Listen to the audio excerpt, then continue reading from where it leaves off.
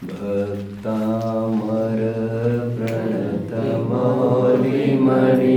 प्रभाणा उद्योतकं दलितपापतमोदितानं सम्यक् प्रणम्य जिनपादयुगं युगाधम् आलम्बनं भवजले पततां जनानाम्। मोक्षार्थियों, एक सिंपल साइकोलॉजी को समझो। जब भी किसी चीज की अति होती है तो उसका नाश अटल होता है। एक प्रसिद्ध कहावत है, अति सर्वत्र वर्जयेत। फिजिक्स का एक सिंपल रूल है, जब बहुत अधिकाई होती है किस चीज की, फिर वो चीज कंसोलिडेशन में चली जाती है। That is called a saturation point. If you keep on doing the same thing again and again, there comes a saturation point. इसी को हम शायद ये कह सकते हैं अति परिचयाद अवज्ञा। ये लौकिक फील्ड की बात चल रही है, तभी तो जॉन किट्स को ये कहना पड़ा, a thing of beauty is a joy forever. Truth, beauty, beauty, truth, that's all. वो जॉय की बात अभी मैं नहीं कर रहा हूं, अतीन्द्रिय सुख की बात मैं नहीं कर रहा हूं। इंद्रिय दृष्टिगोचर जगत की मैं बात कर रहा हूं। आगे जगत के विषय भोग की मैं बात कर रहा हूं। विषय भोग का तात्पर्य राग रूप भी हो सकता है, द्वेष रूप भी हो सकता है। जब भी किसी चीज की अति होती है तब ये मांग उठती है कि बस अभी नहीं चाहिए। मैं कहना नहीं चाहता, फिर भी आपको बता ही देता हूँ। आपको सब तरफ का ज्ञान होना चाहिए। कुपमंडूक वृत्ति तो आपकी वैसी ही नहीं होनी चाहिए। आपकी सोच के कपाट, आपके दिल के कपाट, मन के कपाट इतने खुले रहने चाहिए। एक स्वच्छंद विचरने वाले पक्षी की तरह आपको विचरना चाहिए। ओशो का एक सिंपल प्रिंसिपल रहा है, if you need to get rid of a particular thing, you go on doing for a number of times. You yourself will get annoyed and frustrated and you will feel not to do the same thing again. कितने जन follow कर रहे हैं? मैं सहमत नहीं हूं उनके प्रिंसिपल से। मैं तो एक बात कह रहा हूं, कौन क्या क्या मानता है। वो कह रहे जैसे मान के चलो किसी को लौकी अच्छी लगती है, उदाहरण खाते जाओ लौकी, रोज खाओ रोज खाओ रोज खाओ, तीनों टाइम खाओ। जो 3 टाइम खाते हो, जो 4 टाइम खाते हो, लौकी खाओ। अच्छी लगती है ना चीज, keep it doing that thing, keep on doing that thing, always and always. एक चीज मिलेगी वंडरफुल, उसमें आपको देखने मिल जाएगा ये सब। आपको लगेगा बस बस दिस इज टू मच। जब अधर्म की अति होती है, देखो और एक उदाहरण, जब धरती बहुत अच्छे से तप जाती है तो धरती की मांग उठती है, पानी आना बरसना जरूरी है, और तब फिर पानी बरसने लगता है। उसी प्रकार जब धर्म अधर्म की अधिकाई होती है और जब हर एक दिल की यही पुकार होने लगती है कि धर्म जरूरी है, धर्म करना चाहिए, कोई आए, कोई मसीहा आए, हमें कोई तारे, ऐसे में एक सातिशय पुण्यशाली जीव का उद्भव होता है और उसे कहते हैं, बोलिए बच्चों, तीर्थंकर। ये काफी चर्चा हम तीर्थंकर पाठ में देख चुके हैं। तीर्थंकर भगवान पाठ में हम देख चुके हैं। तीर्थंकर भगवान पाठ का नाम है क्या? तीसरा पाठ, क्योंकि है तो मूल में भगवान ही। हालांकि ये ट्रेंड नहीं है आचार्य मुनि कहने का, आचार्य साधु कहने का, लेकिन कोई कहे तो अनुचित न होगा, क्योंकि वे भी पहले एक साधु है। आचार्य तो उनको एक उपाधि है। उसी प्रकार तीर्थंकर प्रथम तो भगवान है, तीर्थंकर तो एक उपाधि है, एक पर्टिकुलर नामकरण की प्रकृति बन गई है जिसका उदय होगा। तीर्थंकर भगवान पाठ में हम काफी कुछ देख चुके हैं।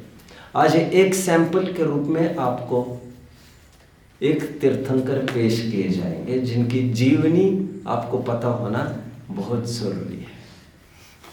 वैसे बौद्ध दर्शन वालों को बुद्ध का पूरा जीवन दर्शन पता होना जरूरी है। हम जैनियों को जरूरी है 24 तीर्थंकरों का जो चरित्र बताया गया है वो हीनादिक रूप से पता चले, और मोटे मोटे तौर पर एक का समझ में आए तो सबको समझ में आ जाता है। क्योंकि 19-20 जो बीच की बातें 19-20 की बातें हैं, किसी ने 2 शादी की, किसी ने क्या किया, किसी ने शादी नहीं की, तो उससे क्या बड़ा फर्क पड़ रहा है, किसी को कितने बच्चे थे, किसने क्या, वो कोई बड़ी बात नहीं होती। लेकिन 5 कल्याणक रूप जो उनका प्रोसेस है, सक्सेसिव स्टेजेस है, वो तय है उनकी। निष्कर्ष,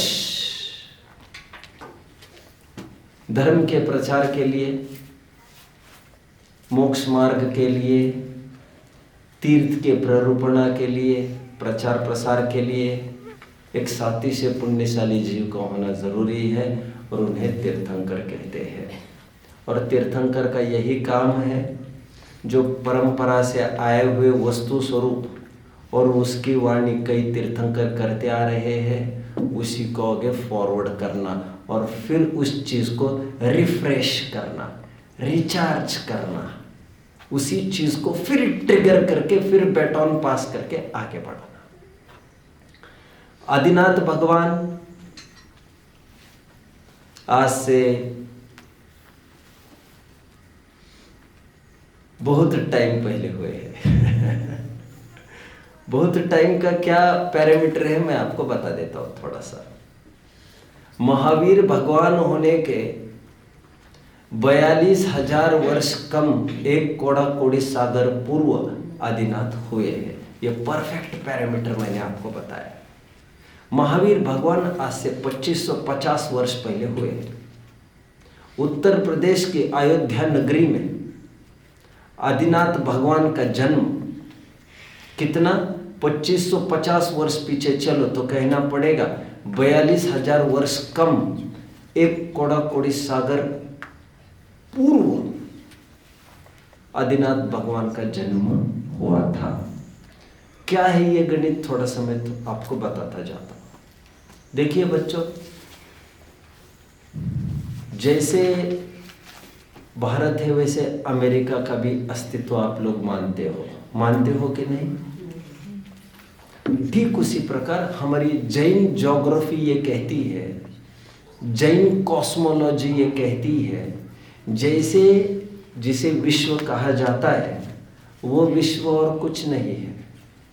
वो विश्व भरत क्षेत्र के आर्यखंड का कुछ पार्ट है, जिसे आज विश्व के लोग विश्व के रूप में पुकारते हैं। क्या कहा मैंने? जिसे आज दृष्टिगोचर जगत, दृष्टिगोचर मतलब जितना हमें ज्ञात है, जितना हमें दृष्टिगोचर जगत है, दृष्टिगोचर विश्व, दृष्टिगोचर विश्व मतलब समझ में आ रहा है, तथा कथित विश्व जिसे वर्ल्ड कहा जाता है लौकिक ज्योग्राफी में, वह वर्ल्ड हमारे जैन दर्शन ने बताए हुए वर्ल्ड का कौन सा पार्ट है मैं बताने की कोशिश कर रहा हूं। जैन दर्शन का वर्ल्ड तो लोकालोक आकाशमय है, अलोक आकाश अनंत प्रदेशी, लोकाकाश है असंख्यात प्रदेशी। उस असंख्यात प्रदेशी लोकाकाश के 3 भाग करने हैं, ऊर्ध्वलोक, मध्यलोक और अधोलोक। अधोलोक और ऊर्ध्वलोक की चर्चा फिर कभी। 7 राज्यों में ये फैले ऊर्ध्वलोक और अधोलोक है। मध्यलोक भी एक राज्य में फैला है। ये एक राज्य में असंख्यात द्वीप और असंख्यात समुद्र है। इस असंख्यात द्वीप असंख्यात समुद्र में एक पहला द्वीप है जम्बू द्वीप। उस जम्बू द्वीप के दक्षिण पार्ट में उस जम्बू द्वीप में मूलतः 6 पर्वतों के द्वारा विभाजित क्षेत्र है 7। कितने? जिसमें एक भरत क्षेत्र है। वो भरत क्षेत्र 6 खंड में विभाजित है। 5 म्लेच्छर, एक आर्य। उस आर्य खंड का बहुत छोटा सा हिस्सा डॉट आज का दृष्टिगोचर जगत है। कितने जन समझ रहे बच्चों? थोड़ा और कुछ। कितने जन का कीन अटेंशन है जो मैं कह रहा हूं उसकी तरफ? फॉलो कर रहे हैं सभी? मैं अच्छी बात कह रहा हूं। जानते हो बच्चों, 500 साल पहले विश्व के नक्शे में नॉर्थ अमेरिका नहीं था। क्या आप जानते हो 500 वर्ष पूर्व विश्व के नक्शे में साउथ अमेरिका नहीं था? अमेरिका था ही नहीं। Vasco the gamma, I think a Portuguese traveler, if I am not wrong. Vasco the gamma Bharat के लिए रवाना हुआ, समुद्र में से, जहाज से। भारत सबके आकर्षण का केंद्र बिंदु रहा। आज नहीं, हजारों वर्ष पहले से। आप पढ़ेंगे 2000 वर्ष पहले का इतिहास पढ़ेंगे, जो कि मैं कई दफे कहता रहा हूं। अलेक्जेंडर, यूनान, French, Portugal, Dutch, Britishers, Mughals, etcetera etcetera, इन सब की आंखें गड़ी थी भारत की ओर। आप सब जानते हैं, चारों तरफ से सभी जन घेरना चाहते थे भारत को। सोने की चिड़िया कहा ही जाता था भारत को। रॉबर्ट क्लाइव जैसे ने 17 जहाज भर भर के गोल्ड ले गया है भारत से। कितनी बच्चों? 17 जहाज है। और फिर भी सागर में से बूंद हटाओ तब भी कुछ टस से मस नहीं होता। ऐसा भारत आज भी खड़ा है, जहां का तहा, जस की तस। खैर, मैं तो आपको ये कह रहा हूं, वास्को दी गामा की आंखें गड़ गई भारत की ओर। Why not invade India? जब वो जहाज से आ रहा था समुद्र मार्ग से, अचानक उसकी जहाज भटक गई। और जहाज भटकते भटकते पहुंच गई एक स्थान पर। और पहली बार उसे पता चला यह कौन सा स्थान है, अजीबो गरीब स्थान। तो उसका नाम हुआ नॉर्थ अमेरिका। हालांकि वो अमेरिका ही था पहले।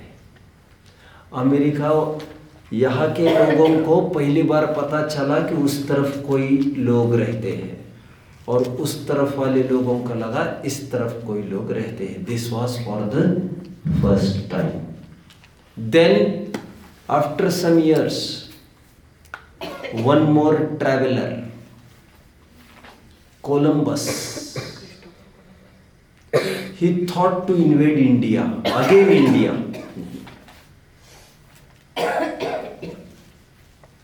जब वो भारत की तरफ आ रहा था, फिर जहाज भटक गया उसका।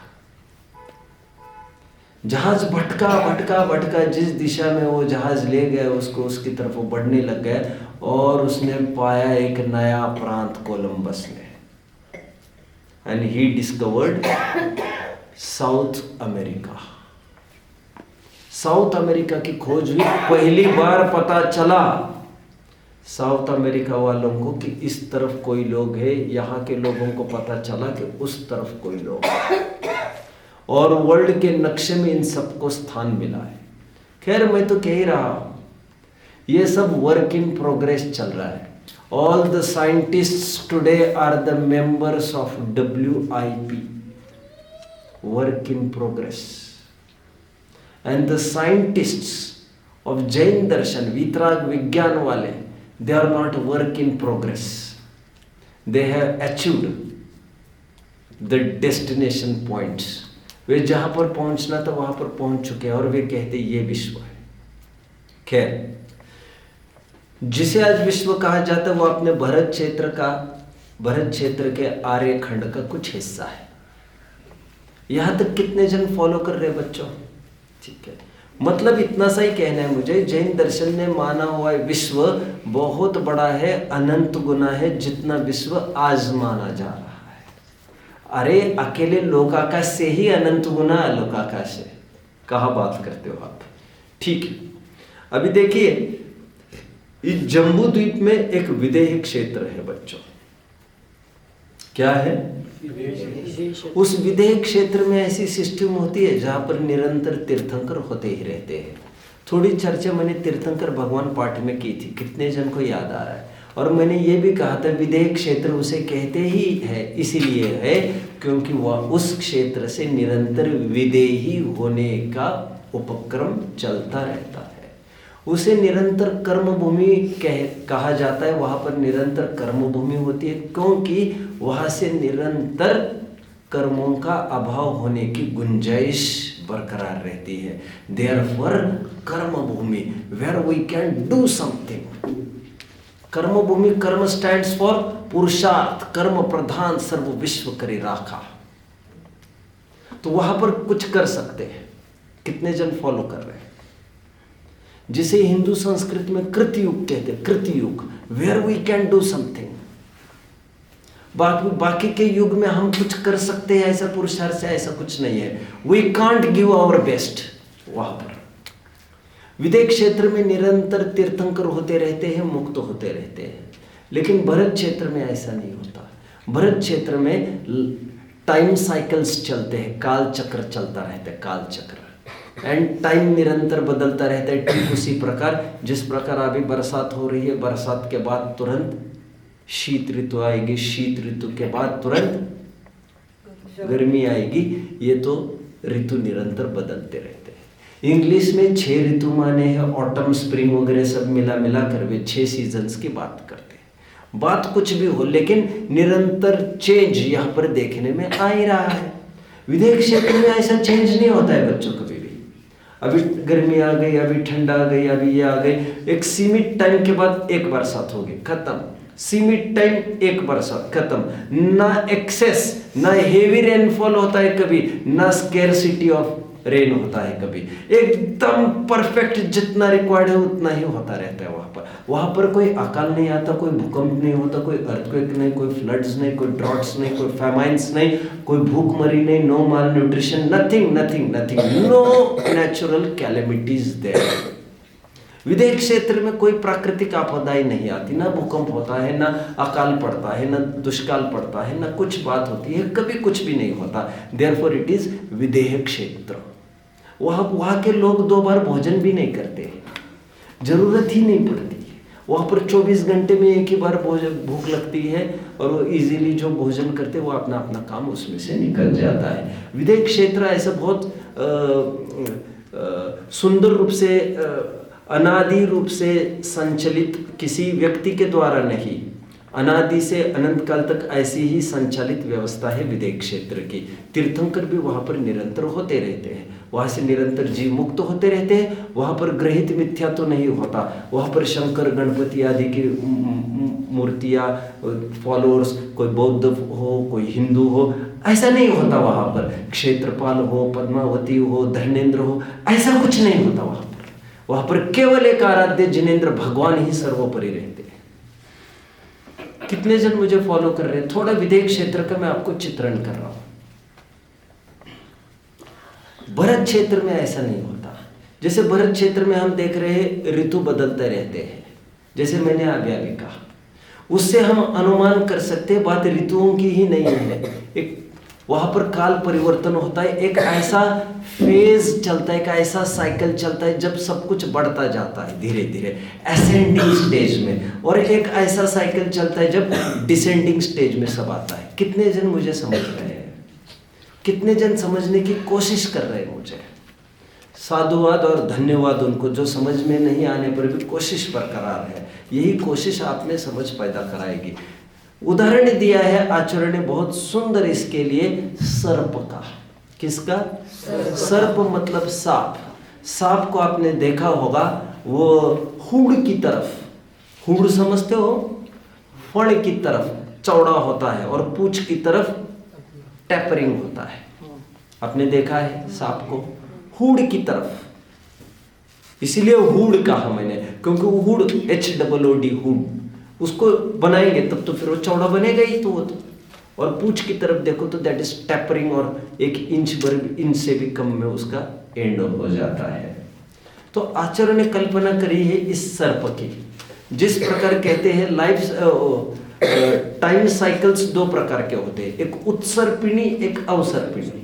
एक धीरे धीरे बढ़ते हुए पूंछ से लेकर क्या कहना चाहिए उसको, मैं अभी क्या कह रहा था, फण की तरफ, हुड की तरफ, पूंछ से लेकर फण की तरफ जिस प्रकार सांप सक्सेसिवली बढ़ता जाता है, उसी प्रकार काल का भी ये स्टेज धीरे धीरे सब बढ़ता जाता है। धीरे धीरे धीरे धीरे 6 स्लॉट्स में, क्या कहा मैंने, 6 स्टेजेस में, जिसे इंस्टॉलमेंट कहते हैं लोग में, 6 स्टेजेस में ग्रेजुअली सब कुछ बढ़ता रहता है। आयु बढ़ती है वहां के लोगों की, बुद्धि बढ़ती है वहां के लोगों की, बल बढ़ता रहता है वहां के लोगों का, पुण्य भी बढ़ता रहता है, उत्तर उत्तर ग्रोथ में रहता है वहां पर। उसे कहते हैं उत्सर्ग। क्या कहते हैं? उत, ये उपसर्ग प्रोग्रेस की तरफ संकेत करता है। उत, यह उपसर्ग प्रोग्रेस की तरफ संकेत करता है। जैसे एक शब्द बोलो बच्चों,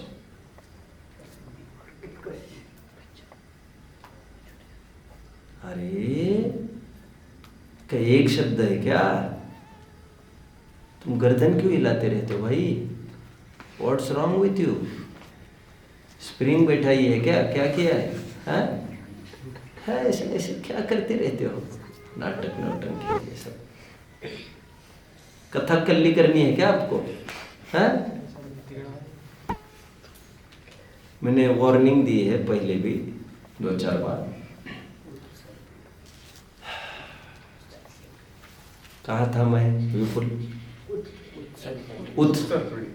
जैसे उत्तेजना, वर्ड क्या है? उत्तेजना। यहां तक कि उदासीन तक, उत्कर्ष तक। उत्कर्षण कितने जन जानते हैं? उत्कर्षण हमारे कर्णन योग का एक टर्म है। उत्कर्षण कर्म का स्थिति अनुभाग बढ़ता है, दैट इज उत्कर्षण। नहीं जानते बच्चों? सब पढ़ाऊंगा, सब पढ़ाऊंगा, सब पढ़ाऊंगा आपको। जिन्हें 2 साल है अभी यहाँ पर, वे काफी कुछ पढ़ लेंगे, काफी कुछ। ठीक है। उत, ये बढ़ने के अर्थ में होता है, और से विरुद्ध उत्सर्पिणी के विरुद्ध अवसर्पिणी, अव घटने के अर्थ में है।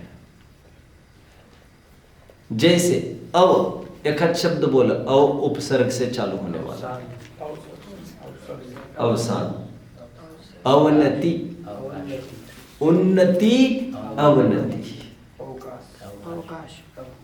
सभी शब्द नहीं, सभी अवकाश में अभी वैसा नहीं बन रहे, वो काम नहीं बन रहे उसमें। सभी अव वाले वैसे नहीं होता है, वो तो थोड़ा लगाना पड़ता है दिमाग, समझ रहे? मूल शब्द ही वैसा हो तो कोई बात नहीं। सुनिए, चलिए। जैसे कीर्ति में अपकीर्ति कहते हैं, अपकर्षण कहते हैं।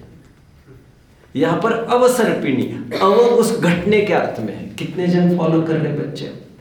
यहां पर फण से लेकर पूंछ की तरफ से जिस प्रकार सांप घटता जाता है, उसी प्रकार सभी अच्छाइयां उत्तरोत्तर घटती जाते। जैसे आपने सुना होगा, आपके बाप दादाओं से कभी सुना होगा, परदादा का कभी योग बना होगा आपका, तो उनसे सुना होगा, हमारे टाइम पर बहुत अच्छा था, 98 में 1 रुपए में। अभी ऐसे लोग तो बहुत मुश्किल है मिलना, वे तो चले गए ऊपर। 1 रुपए में, 2 रुपए में इतना घी आता था, 50 रुपए में इतना सोना आता था। ऐसे लोग भी थे जो ये बातें कहते थे, जो बड़ा काल्पनिक लगता है। अभी काल ड्रास्टिकली बढ़ता जा रहा है, समझ रहे हैं? मैं इन शॉर्ट आपको बताता हूँ। लोग कहते आज बहुत महंगाई बढ़ गई है, लोग कहते हैं आज बहुत महंगाई बढ़ गई है। मैं ये कहता हूं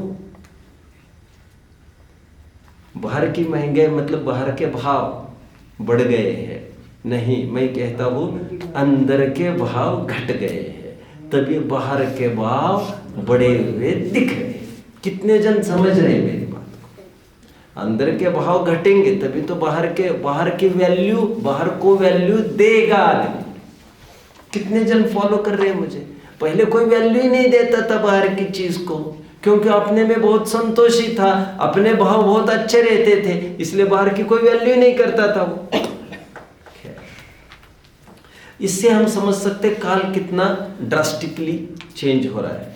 पहले आपने देखा होगा, पहले जो क्रॉप आती थी, फसल आती थी, वो बड़ी पोषक होती थी, सुना है आपने?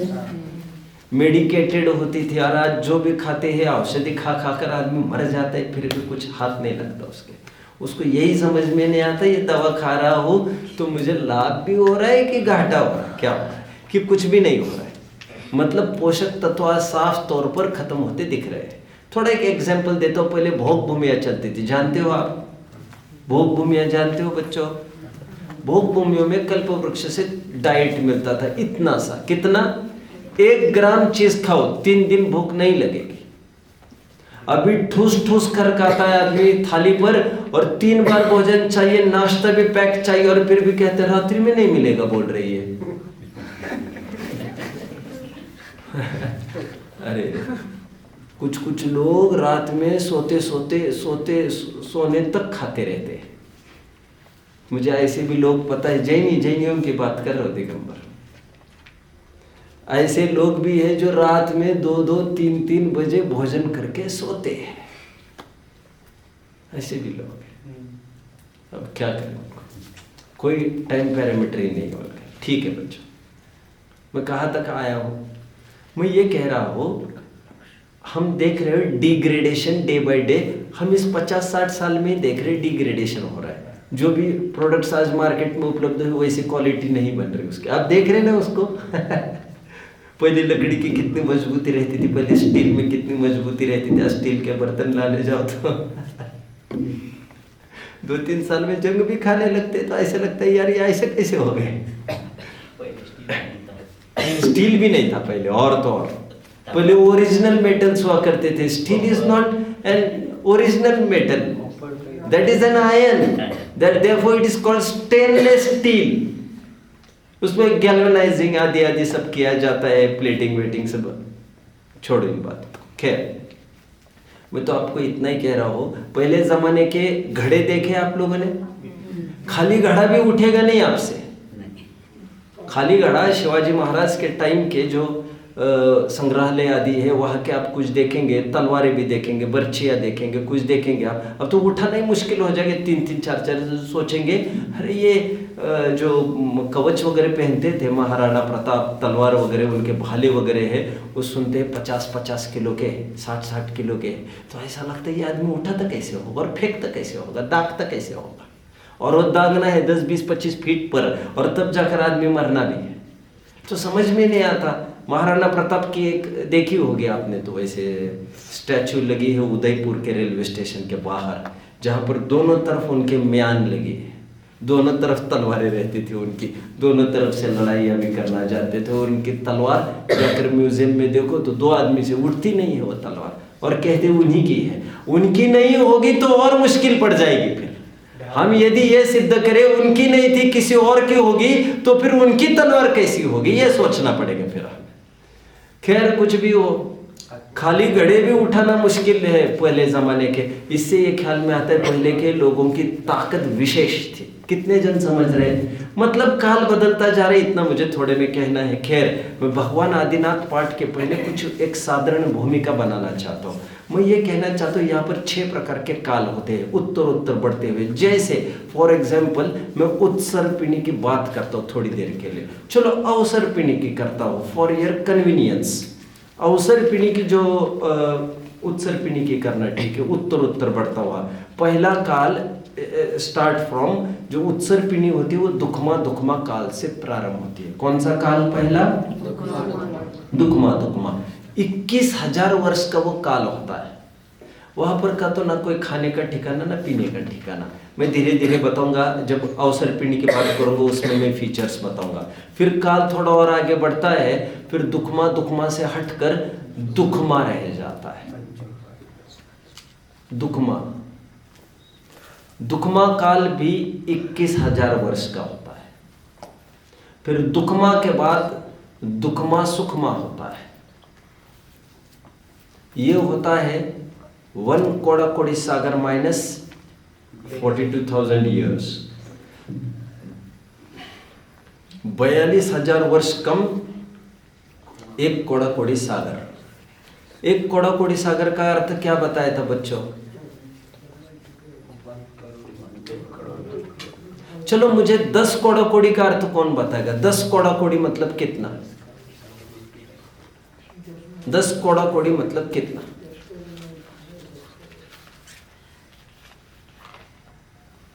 एक जन कोशिश करेगा, देखते कितने सफल होगी कोशिश। बोलो। 10 करोड़ इंटू 10 करोड़। मुझे पता था तुम असफल ही रहोगे, लेकिन फिर भी अवसर तो दिया ही जाना चाहिए सबको। 10 कोड़ा कोड़ी मतलब 10 करोड़ मल्टीप्लाइड बाय 10 करोड़ नहीं बच्चों। विद्वान भी ऐसे कहते पाए जाएंगे आपको। विद्वान को किसी भी गद्दी पर बैठे वाले आदमी को आंख मिचकर आपको स्वीकार नहीं करना है। वह नाम अपना महावीर भी क्यों न बताता हो, वो नाम अपना पार्श्वनाथ और आदिनाथ भी क्यों न बताता हो, उसको परख कर ही लिया जाना चाहिए। और मैथमेटिक्स के स्टूडेंट्स अच्छे से जानते हैं ये 10 कोड़ा कोड़ी नहीं कहलाता है, ये तो 100 कोड़ा कोड़ी हो जाएगा। 10 crore multiplied by 10 crore is equal to 100 कोड़ा कोड़ी हो जाता है। 10 कोड़ा कोड़ी इसलिए जानबूझकर मैंने 10 कोड़ा कोड़ी का पूछा। 1 कोड़ा कोड़ी में तो झमेला ही नहीं है गिरने का। वे तिफल क्या गिरे जो घुटनों के बल चले। नहीं समझे आप? मरते हैं सहस्वार जो मैदाने जंग चढ़े। क्या? मरते हैं सहस्वार जो मैदाने जंग चढ़े, वे तिफल क्या गिरे जो घुटनों के बल चले। हारते वे जो लड़ाई करते, हारने की नौबत उन पर आ ही नहीं सकती जो लड़ने से बहुत डरते हैं। सीधी बात इतनी सी। दम चाहिए हारने के लिए, सीधी बात इतनी सी। कितने जन समझ रहे हो? अखाड़े में आना पड़ेगा हारने के लिए। बाहर खड़े रहने वालों का हार जीत का तो कोई काम ही नहीं है। खैर, 10 कोड़ा कोड़ी का क्या मतलब बताए बच्चों? 10 करोड़ मल्टीप्लाइड बाय 1 करोड़, ये 10 करोड़ कोड़ा कोड़ी का अर्थ हो गया। खैर, मुझे तो अभी 1 कोड़ा कोड़ी बताना है। 1 करोड़ मल्टीप्लाइड बाय 1 करोड़ सागर।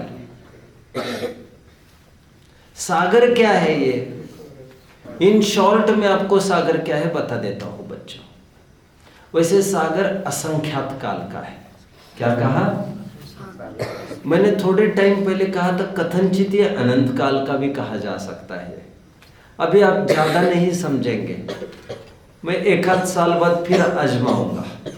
आज मैं इतना ही कह दूं एक सागर के गणित को समझाने के लिए। इमेजिन करो एक समुद्र है आपके सामने, आपको एक टारगेट दिया किसी ने, एक मिशन दिया किसी ने। आपको करना यह है कि यह एक गड्ढा खोदना है एक जगह, और यह सागर पूरा ट्रांसफर करना है उसमें। कैसा है टारगेट बच्चों? कोई इंजीनियर कर सकता है इसे? और वो ऐसा नहीं करना है, पूरा सागर खाली करना है इस गड्ढे में।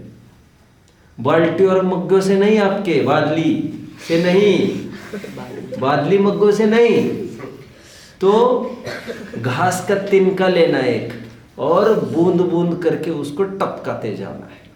इसमें जितना काल लगेगा उसे कहते हैं एक सागर। कितने जन समझ रहे हैं सागर का माप? माय गॉड काल है ये, माय गॉड। ठीक है। देवों में, स्वर्गों में और नरकों में सागरों काल बीतता है, ये बात है। शुभ्र सागर में प्रयोग। शुभ्र मतलब क्या बच्चों?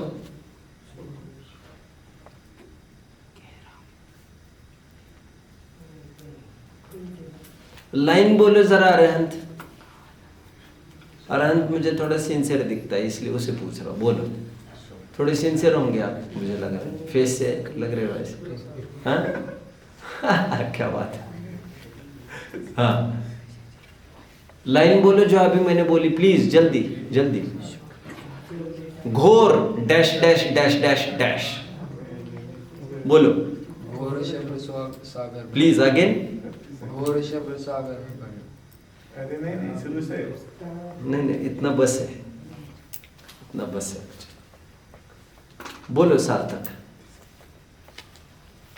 लाइन बोलो। आप यहाँ पर आकर यदि पढ़ ही नहीं पाओगे तो हम लोगों का फायदा क्या होगा? आपको बोलते तो आना चाहिए, ऐसा नहीं चलेगा। 6 डाला भी नहीं पढ़ के जाओगे तो क्या फायदा है?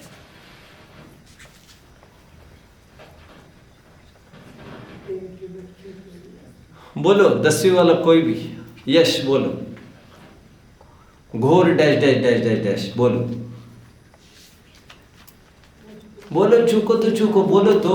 हाँ घोर शब्द सागर। हाँ घोर शब्द सागर में। आप बोलो पूरी लाइन। श्वभ्र, क्या वर्ड है? श्वभ्र। श्वभ्र मतलब होता है नरक, समझ रहे हैं? किसी भी शब्द का अर्थ तो पता होना चाहिए यार। अपन पढ़ रहे तो क्या फायदा है? ऐसे पूजन करते, भक्ति करते, स्वाध्याय करते तो फिर सब समझ में नहीं आए तो फायदा क्या है फिर? कुछ भी पढ़ो, थोड़ा पढ़ो, थोड़ा खाओ, चबा के खाओ। बहुत खाने से स्वास्थ्य होता है ऐसा नहीं होता है। अपने प्रकरण की तरफ सागर का मैंने एक सरसरा माप आपके सामने रख दिया। मैं कहां पर खड़ा था बच्चों? चौथे पाली। मैं खड़ा था दुखमा दुखमा, फिर दुखमा और फिर दुखमा सुखमा की ओर। उत्सर्पिणी काल की मैं चर्चा कर रहा हूं। ये काल कितने का कहा मैंने? 1 कोड़ा कोड़ी सागर माइनस 42,000 ईयर्स। आगे बढ़ो, फिर होता है सुखमा दुखमा काल, और वो होता है 2 कोड़ा कोड़ी सागर का। फिर होता है सुखमा काल, वो होता है 3 कोड़ा कोड़ी सागर का। फिर होता है सुखमा सुखमा काल, वो होता है 4 कोड़ा कोड़ी सागर का। और उत्तरोत्तर इतनी अनुकूलता होने लगती है बच्चों इन तीनों कालों में। कौन कौन से? सुखमा दुखमा, सुखमा और सुखमा सुखमा। जैसे सुखमा दुखमा काल वाला जीव है, उसे कोई इतनी सी चीज खाई, कितनी? अभी अनुकूलता कितनी है वहां पर? ये 3 भोग भूमियां हैं, जगन्य, मध्यम और उत्तम। सुखमा सुखमा उत्तम भोग भूमि है, सुखमा ये मध्यम भोग भूमि है, सुखमा दुखमा ये जगन्य भोग भूमि है। इतनी बेसिक जानकारी किसको है बच्चों? इतनी बेसिक जानकारी कितने जन को है?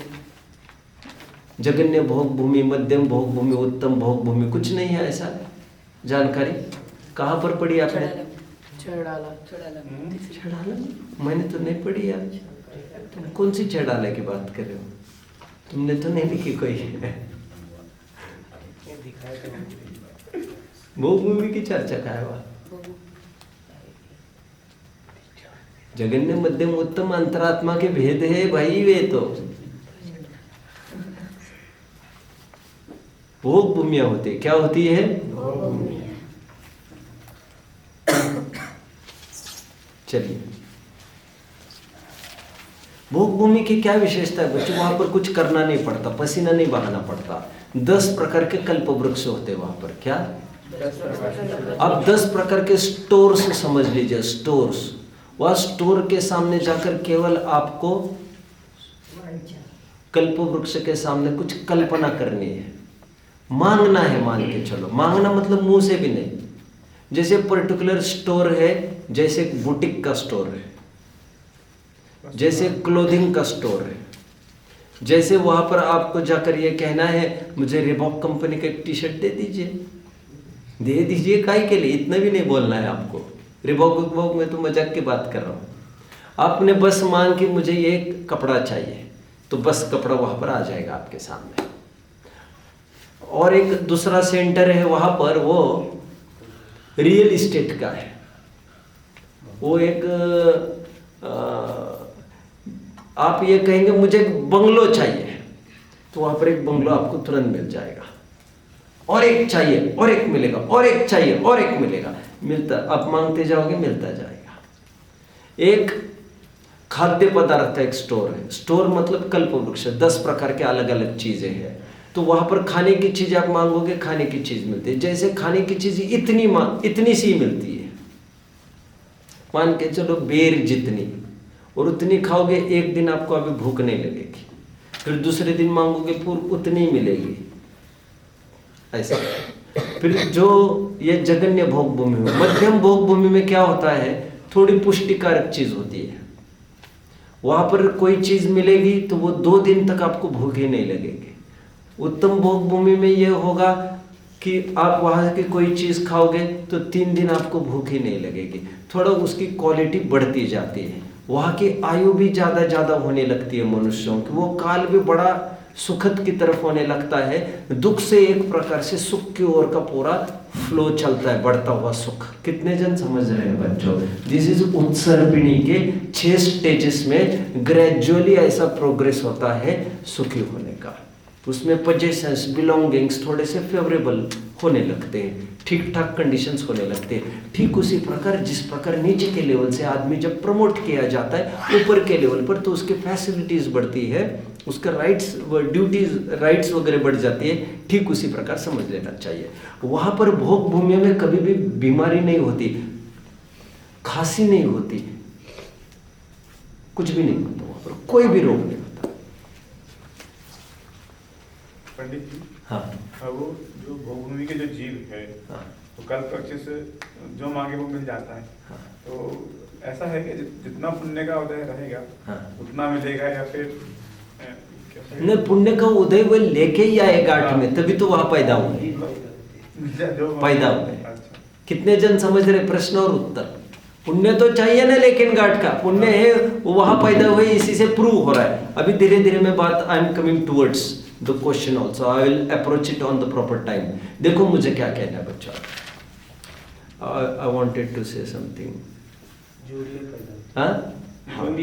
मैं ये कह रहा था, वहां पर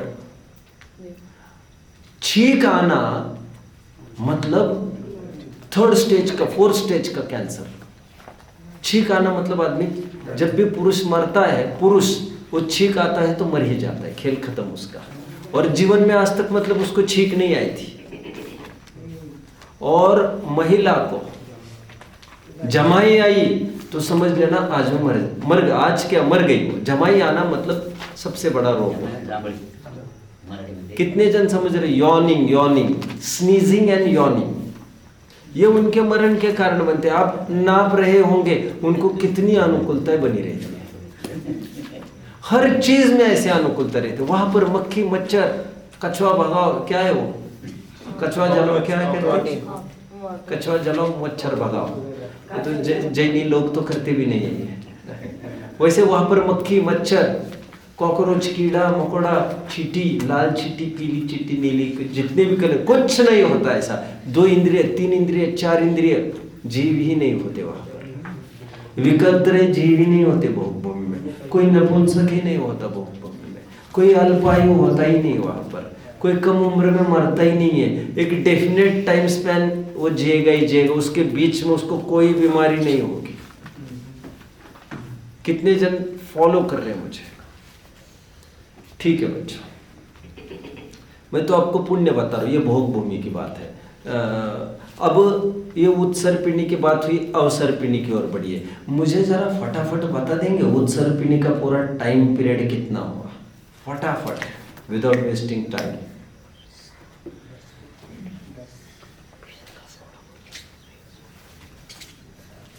गुरुजी आपका अध्ययन अच्छा है, अच्छा है। बोलो बच्चों, बोलो। 10 कोड़ा कोड़ी पीछे से उत्तर आए वही बोल रहे हैं ना, फिर इसमें कैलकुलेशन क्या? कैलकुलेशन क्या? पक्का? तो कुछ चाहिए तुम्हें? मांग लो, दे दो इन्हें, आधा पॉइंट दे दो। 10 कोड़ा कोड़ी सागर कितना? 10 कौड़ा कोड़ी सागर। ये उत्सर पिंडी का पूरा टाइम पीरियड हो गया। अब ये अवसर पिंडी को देखते हैं। अवसर पिंडी ठीक उल्टा चलेगा, समझ रहे हैं? अभी ठीक उल्टा मतलब कैसे चलता है देखिए।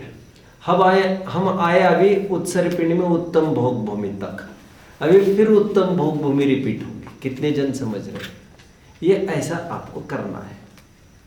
अभी फिर होगा सुखमा सुखमा के बाद होगा सुखमा सुखमा अगेन, लेकिन पहला सुखमा सुखमा था क्लाइमैक्स, हाइट किसकी? उत्सर पिंडी का ऊंचाई थी, और ये है अवसर पिंडी की गिरती हुई ऊंचाई। कितने जन समझ रहे हैं? ठीक है, वो चढ़ती हुई ऊंचाई थी उत्सर पिंडी की, अभी अवसर पिंडी के समान होगी। मैं एक शॉर्ट आपको एक उदाहरण देता हूँ। ये उदाहरण आप कितने जन समझ पा रहे बच्चों? काश तो क्यों बोलूं मैं, छोड़ो। देखो ये कितने जन समझ रहे हैं? ये मैं 6 उंगलियां दिखा रहा हूं यहाँ पर, कितने जन देख रहे हैं इसको? ये 3 ही उंगलियां है, ऐसी 6 होनी चाहिए थी तो आपको उदाहरण बैठता। आप समझ रहे हैं? ऐसा उत्तर ऐसी 6 उंगलियां समझना घटती जाने वाली, समझ रहे हैं? ये अवसर पिंडी का सूचक अवसर पिंडी, और अवसर पिंडी के बाद ये उत्सर पिंडी का सूचक। छोटी उंगली के बगल में छोटी उंगली ही है, तो इसके बाद यही होगी। कितने जन फॉलो कर रहे हैं? सब समझ रहे हो सम्यक कि नहीं? थोड़ा तो मुझे उत्तर अच्छा ही नहीं लगता भाई। भोजन कितना करते हो? पेट भर करते हो कि थोड़ा करते हो? भोजन कितना करते हो? डकार आने तक करते हो? ठीक है, चलो ठीक है। 8वीं वाले बच्चों को कितने जनों को घर की याद तो आ ही रही होगी? वैसे घर की याद कितने जनों को आती है बच्चों 8वीं वाले? किसी को आ रही हो तो बताओ। कभी कभी तो आती है, कभी कभी आती है, केवल 1 जन को आती है, और 4 जनों को कोई? कभी कभी तो हाँ, कभी कभी आती है। ठीक है, दोनों जनों का आ रही है। आपको भी आने लग गई? ठीक है, और किसी को? अरे उठाओ यार हाथ। नहीं, अभी थोड़ी घट गई है याद आपको आना, पहले से थोड़ी कम हो गई है ना? बढ़िया, आपको थोड़ी कम हो गई है। अब तो आप व्यस्त हो, अब तो पहले 2-3 साल बाहर रह कर आए हो। ठीक है, चलो अभी मैं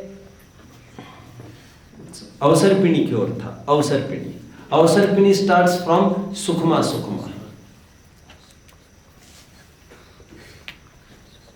4 कौड़ा कोड़ी सागर, फिर सुखमा 3 कौड़ा कोड़ी सागर, सुखमा दुखमा 2 कौड़ा कोड़ी सागर, दुखमा सुखमा,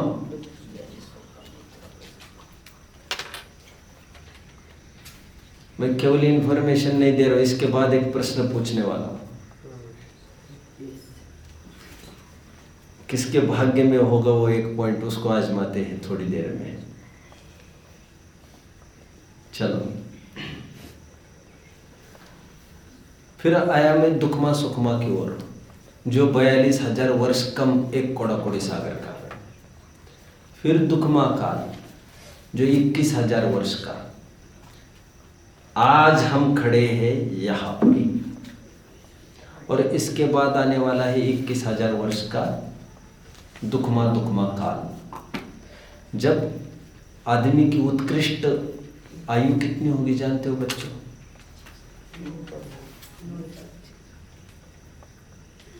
15 साल, 20 साल। वैसे अंतर्मूर्ति भी हो सकती है, ऐसे कुछ नहीं, वो जगन्य की बात कर रहा हूं। ज्यादा से ज्यादा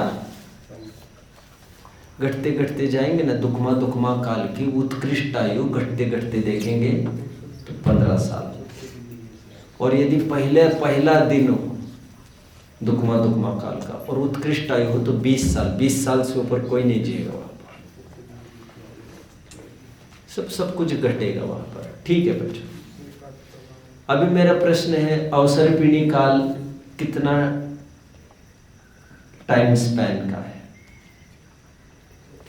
बोलो 4 कौड़ा कोड़ी, बोलो। 10 कौड़ा कोड़ी। शाबाश, 10 कौड़ा कोड़ी सागर। और एक उत्सर पिंडी और एक अवसर पिंडी, दोनों मिलके कहलाता है एक कल्पकाल। एक कल्पकाल होता है 20 कोड़ा कोड़ी सागर का। कितने जन समझ रहे बच्चों यहाँ तक? अभी मैं कुछ प्रश्न पूछूंगा आपको। आदिनाथ हुए हैं ना बच्चों? आदिनाथ हुए हैं, वे ठीक अवसर पिणी के दुखमा सुखमा काल के एंट्रेंस पॉइंट पर, प्रारंभ पर। मेरा प्रश्न है ये आपको, आदिनाथ मुनि होने के पहले, आदिनाथ होने के पहले कितने टाइम तक कोई भी मुनि नहीं हुआ था? जल्दी कैलकुलेट करिए। मुश्किल है थोड़ा, पहले थोड़ी हिंट देता हूं। भोग भूमियों में मुनि नहीं होते कोई। भोग भूमि में धर्म कर्म की व्यवस्था नहीं, ना कर्म होता है वहां पर, ना धर्म होता है वहां पर केवल भोगने का काम है, केवल जो भी मिलता है रेडीमेड। इसलिए वहां पर जीव कभी भी देश संयम अथवा सकल संयम को अंगीकार नहीं कर सकता। अणुव्रत महाव्रत नहीं होता वहां पर। मेरा यह प्रश्न है कि मुनिराज आदिनाथ हुए तो आदिनाथ होने के कितने टाइम पहले तो कोई मुनि नहीं हुआ था? धर्म की व्यवस्था नहीं थी, ये मान के चलो। धर्म का तात्पर्य अणुव्रत महाव्रत से है मेरा। सम्यक दर्शन तो सब जगह संभव है।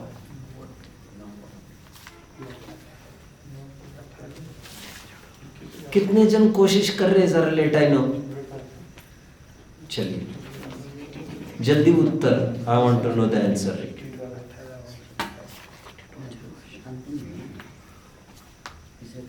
एक हाथ ऊपर आया है।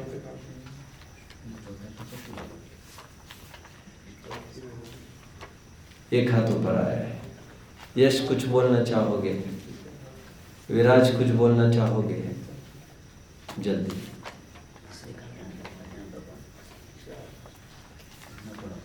आदिनाथ होने के कितने काल पहले कोई मुनि नहीं हुए थे, किसी को भी केवल ज्ञान की प्राप्ति नहीं हुई थी। अभी बहुत बार 18 बोला गया है 18 बार तो बोला गया है। 18 कोड़ा कोड़ी सागर तक कोई भी मुनि नहीं हुआ था, कोई केवली नहीं हुआ था, कोई अणुव्रति भी नहीं हुआ था। क्यों बच्चों? Justify how soon?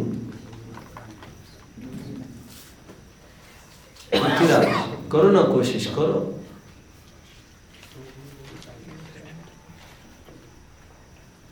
करो जल्दी, कोशिश करो। कोई बोल। क्योंकि उस टाइम पे पंचम काल चल रहा था।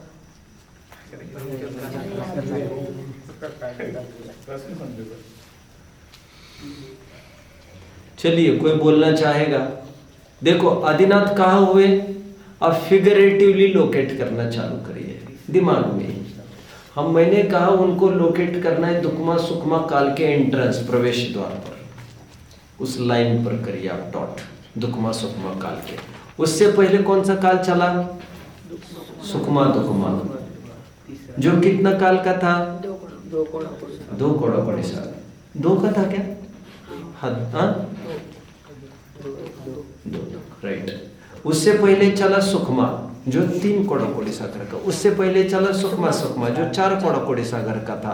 उससे पहले चला सुखमा सुखमा जो फिर 4 कोड़ा कोड़ी सागर का था। उससे पहले चला सुखमा जो 3 कोड़ा कोड़ी सागर का था। उससे पहले चला सुखमा दुखमा जो 2 कोड़ा कोड़ी सागर का था। और उससे पहले दुखमा सुखमा काल था, वहां पर तो तीर्थंकर मुनि बनते थे।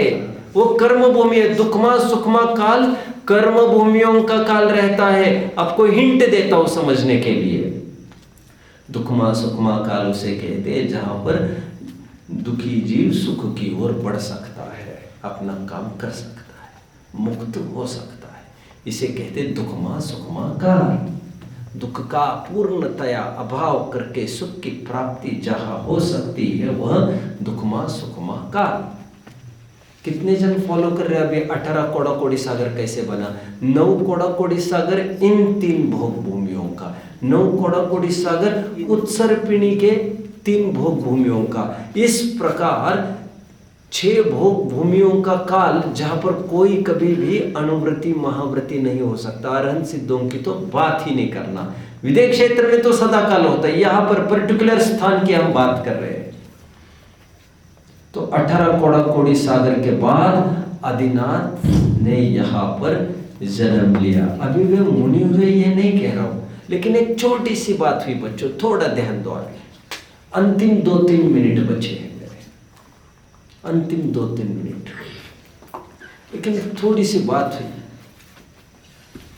अवसर पिणी, ये जो अवसर पिणी चल रहा है ये हुंडा अवसर पिणी चल रहा है। क्या हुंडा अवसर पिणी। तीर्थंकर होने कहा चाहिए कर्मभूमि में, कहा कर्मभूमि। कर्मभूमि मतलब क्या? दुखमा सुखमा काल को कर्मभूमि कहते बच्चों, राइट। 3 भोग भूमियां, एक कर्म भूमि है। छठवें काल को कुछ नहीं कहते, न पंचम काल को कुछ कहते, वो तो निकृष्ट काल है। न ढंग से भोग है न ढंग से कर्म है वहां पर।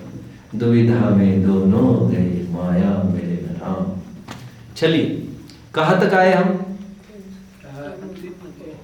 हुंडा अवसर्पिणी। अब हुंडा अवसर्पिणी क्या है समझ लीजिए। असंख्यात अवसर्पिणी बीतती है तब एक हुंडा अवसर्पिणी आती है। हुंड मतलब होता है विचित्र। हुंडक संस्थान एक शब्द आप जल्द ही सुनेंगे। हुंडक संस्थान मतलब विचित्र आकार प्रकार, और नारकियों का टेढ़ा मेढ़ा आकार रहता है ठीक उसी प्रकार जिस प्रकार चिंटी का, जिस प्रकार ग्रास हॉपर का, जिस प्रकार स्कॉर्पियो का, जिस स्कॉर्पियन का, जिस प्रकार और एटसेट्रा एटसेट्रा एटसेट्रा। जैसे कीड़े मकोड़े है ये सब हुंडक संस्थान वाले हैं। हुंडक संस्थान मतलब चित्र विचित्र आकार वाले। They are not symmetrical like we are. हम कोई समझ चतुरस्र वाले हैं ये नहीं, लेकिन हम इतने भी टेढ़े भेड़े नहीं है कुछ। हम हुंडक वाले तो नहीं है। कितने जन समझ रहे हैं बात को? तो हुंडा अवसर्पिणी काल ऐसा होता है, असंख्यात अवसर्पिणी जाने के बाद एक अवसर्पिणी ऐसी आती है जहां पर सब विचित्र विचित्र बातें होती है, काफी बदलाव आता है। जैसे तीर्थंकरों पर उपसर्ग, होने वाले तीर्थंकर पर उपसर्ग। मुनि अवस्था में जैसे पार्श्वनाथ पर उपसर्ग हुआ, सुपार्श्वनाथ पर हुआ, श्वेतंबर मानते महावीर पर हुआ, आदि आदि आदि। ये हुंडा अवसर्पिणी का काल दोष है। फिर कभी हम 1-आध घंटा इसकी चर्चा कर लेंगे। जैसे 5 तीर्थंकरों का बाल यति बना रहना। तीर्थंकर कायदे से ब्रह्मचारी नहीं हुआ करते, कायदे से उनको शादीशुदा ही होना चाहिए। राजमार्ग ऐसा ही है, शादी करके फिर निवृत्त हो। लेकिन यहाँ पर ऐसा हुआ नहीं और 5 जन ब्रह्मचारी ही रहे। हुंडा अवसर्पिणी काल का दोष आदिनाथ को भी हुआ। वो इस रूप में जो कल परसों बता ही सकता हूँ, मैं कल ही बताऊंगा। आदिनाथ की 2 पुत्रियां थी, लेकिन अभी उसकी तरफ संकेत नहीं है। मेरा संकेत इस तरफ है, आदिनाथ कर्म भूमि में हुए ही नहीं, बल्कि मोह मुक्त भी भोग भूमि में ही हो गए। अभी काल चालू होना तो उससे पहले जुम निकल गए यहां से। कितने जन फॉलो कर रहे हैं? जब ठीक है कल ही चर्चा करते हैं। कुलकरों की थोड़ी सी व्यवस्था बताऊंगा तो आपको पता होना जरूरी है। आप फोकस्ड बने रहिए। मैं आपको बहुत सुंदर स्थान पर लेके जा रहा हूं। इतने सुंदर स्थान पर लेके जाऊंगा, लेकिन वहां पर वही जन प्रवेश कर पाएंगे जो अभी तक फोकस्ड है। जो अभी तक फोकस्ड नहीं है वे नहीं आ सकेंगे मेरे साथ। ठीक है, कल यहां तक किसी को कोई डाउट होगा तो पूछ सकते हैं बच्चों। जगन्य भोग भूमि के जीवों को लाभ मिला होगा। जगन्य भोग भूमि के जीवों को लाभ मिला होगा तीर्थंकर। हाँ, तीर्थंकरों को लाभ मिला। हाँ, धर्म होता नहीं ना भोग भूमि में। बराबर। बोलिए बच्चों, कोई डाउट हो तो पूछिए। एनी डाउट, एनी, बोलो बेटा बोलो, शाबाश। टाइम साइकिल की 2 पार्ट होते हैं ना। हाँ, वो बता। उत्सर्पिणी और अवसर्पिणी। भोग भूमि में क्या सिर्फ एक इंद्रिय और पंचेंद्रिय होती है क्या? राइट। विकल्परे नहीं हुआ करते।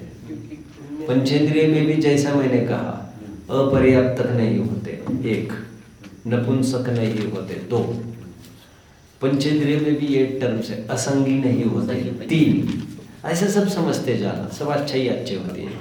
मांसाहारी नहीं होती। हाँ, मांसाहारी पशु नहीं होती। हाँ, मांसाहारी भी नहीं होते, वह घास उगती है, उसी पर उनका यापन होता है। में सगी पंचेंद्रिय और सुनो बच्चों जरा, घास भी विशिष्ट हाइट तक ही उगती है वहां पर, ऐसे नहीं बहुत उगती जाएगी फिर कोई छटनी करनी पड़ेगी, ऐसा पर्टिकुलर हाइट में उगती है, तिरंजू से खा जाते, खत्म, ऐसा भी है। समझ रहे हैं बच्चे? हाँ बोलो। जैसे तिरंजे भी संगी पंचेंद्रिय तिरंजे भी होते हैं उस समय। संगी पंचेंद्रिय तिरंज हाँ होते हैं ना, भोग भूमि में तिरेंश तो होते हैं, तिरेंश तो होते हैं, वे भी भोग भूमि से मांग सकते हैं, ऐसा भी उल्लेख है। वहाँ के शेर वगैरह वो शेर भी शाकाहारी होते वहाँ, स्वर्ग में ही जाते होंगे फिर वो। भोग भूमि से मरने वाला जीव कभी, हाँ इस पर कभी मैं एक आध घंटा चर्चा कर लूंगा बच्चों। वैसे दो उत्तराव्याव्य है, कितने जन ने नोट किया, प्रश्न और उत्तर। भोग भूमि के जीव मर के स्वर्ग में जाते हैं, एक आए देवगति में, फर्क क्या है? कितने जनों को तो फर्क ही नहीं समझ में आ रहा, शायद आप अभी समझ भी गए होंगे, और आपको स्वर्ग कहकर देवगति ही कहना होगा, क्योंकि भोग भूमि के जीव जरूरी नहीं स्वर्ग में जाए, भवंतरिक में भी जा सकते हैं, जा सकते हैं। ठीक है बच्चों? पुराना एक प्रश्न है। वैसे भवन द्विक में जाते, भवन द्विक में बोलो। बीच में पाठ है 10 प्राण वाले को जीव, यानी जीव की वाक्य में ये 10 प्राण वाले होते हैं। हाँ लेकिन एक केंद्रीय जीव तो 3 ही प्राण होते हैं। हाँ। एक केंद्रीय जीव को चार प्राण। चार प्राण, हाँ बोलो। श्वासोच्छ्वास ये काय बल रहेगा। काय आयु तो रहेगी, आयु, स्पर्शन इंद्रिय, चार प्राण, चार प्राण, हाँ वाले। तो 10 प्राण तो वहाँ लगता है, लेकिन वो तो जीव है। देखो ऐसा है, आपका प्रश्न थोड़ा अलग है बच्चों, थोड़ा समझ लो। प्रश्न is not relevant to the today's topic, but let us discuss. प्रश्न कितने जन समझ रहे हैं? कितने जन प्रश्न को रिपीट करेंगे? यस, रिपीट करोगे? बोलो। जैसे एक इंद्रिय वाले चार, मतलब जैसे स्पर्श इंद्रिय काय बोल वैसे होते, तो वे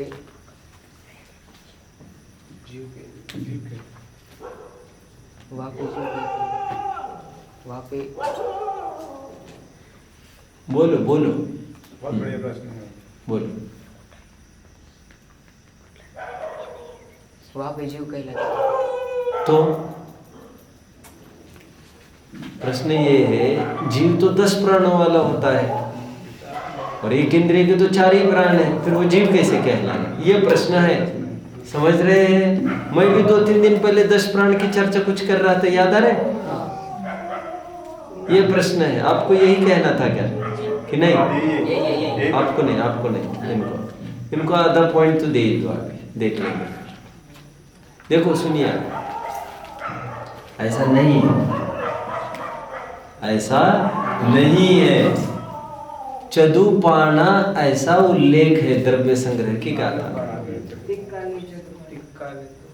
4 प्राण की बात है मूलतः, आयु, बल, श्वासोच्छ्वास और इंद्रिय, 4 प्राण की बात है।